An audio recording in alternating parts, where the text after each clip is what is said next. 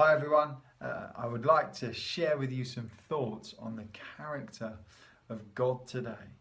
I was reading through Genesis 16 a few days ago, and in that passage we come across Hagar, and she is fleeing from Sarai, who has been dealt harshly with her. And she finds herself in turmoil, she finds herself in distress in the desert, and she's there. And in verse 7 it says, "The angel of the Lord found her by a spring of water in the wilderness, the spring on the way to Shur. And he said, 'Hagar, servant of Sarai, where have you come from and where are you going?' She said, 'I am fleeing from my mistress Sarai.' The angel of the Lord said to her, 'Return to your mistress and submit to her.' The angel of the Lord also said to her, 'I will surely multiply your offspring so that they cannot be numbered for multitude.' And the angel of the Lord said to her, 'Behold, you are pregnant, and you shall bear a son, and you shall name him Ishmael, because the Lord has listened to your affliction. He shall be a wild donkey of a man, his hand against everyone, and everyone's hand against him, and he shall dwell over against all his kinsmen.' So she called the name of the Lord who spoke to her, 'You are a God of seeing.' For she said, 'Truly, I have seen him who looks after me.'" This is a wonderful description of God there by Hagar. She says, "You are the God who sees, the God who sees me." And this is so true, and this is so encouraging for us as we go through the trials that we're facing at the moment, as we go through the hardships, as we face these difficult situations around us every day. When we're feeling low and depressed and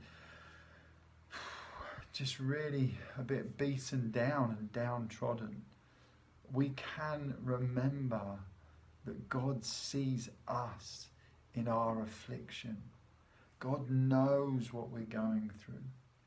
God can sympathize with us. This is so encouraging. Nothing happens that God does not see.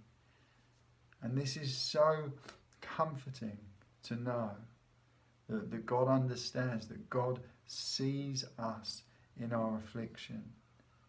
And by his grace and by his mercy, we know that one day he will wipe away the very tears from our eyes.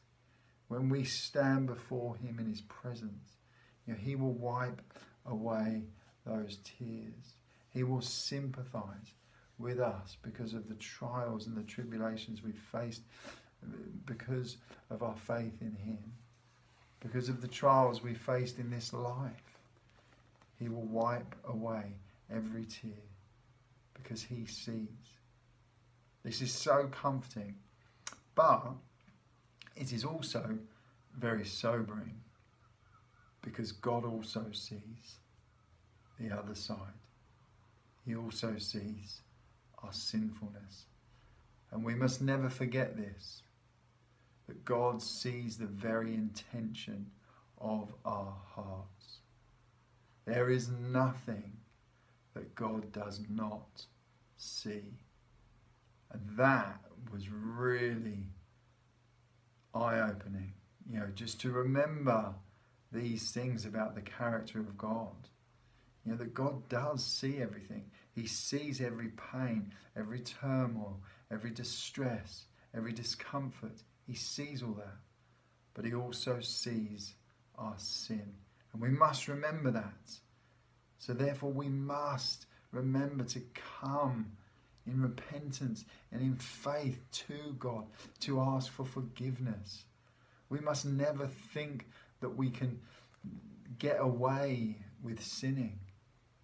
We must never think that we are immune to punishment as God's children, because God sees everything. This is a sobering thought, and I think it's worth our time to reflect on this, to make sure that we are living, trying to live in a way that honours our God, that glorifies our God, that is loving, that is caring. And if you're struggling, just remember you're not alone. God is with you through these trials. He is there. Call out to Him. Call out to Him to help you. Never think you're alone. God is with us. Thanks, guys. God bless. Bye-bye.